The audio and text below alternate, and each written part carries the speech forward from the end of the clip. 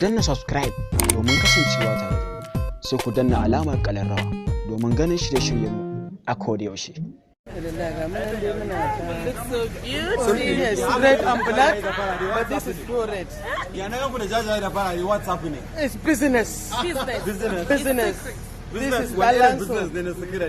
Oh, until it pushes, then you will hear. Until it pushes. Then you hear. When it pushes, you will hear the business.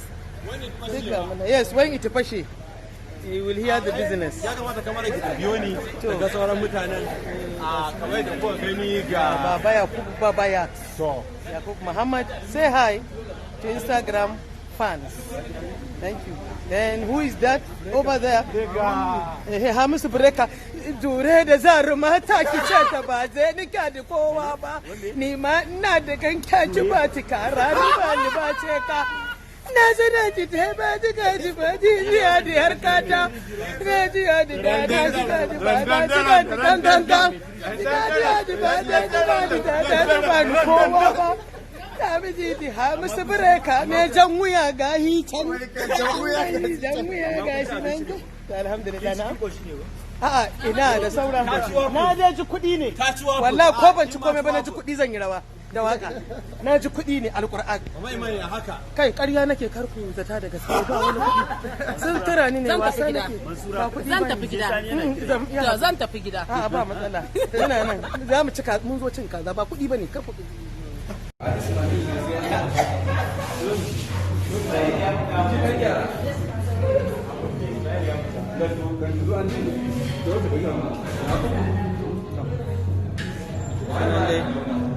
muna yin dina kuma mun gama shooting wani program shooting ne ba film bane program ne muna yin dina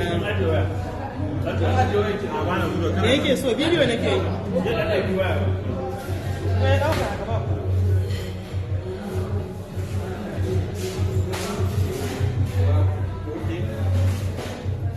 da kun jira ni na zo na same ku a nan wannan dina sakamakon mun gama aikin mu lafiya wannan da program ne daban ku yanzu kuna ina something is coming inshallah is coming kuna kusa da wuta kai na ba wannan kida ba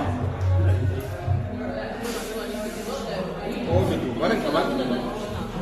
barin karato na ja street ko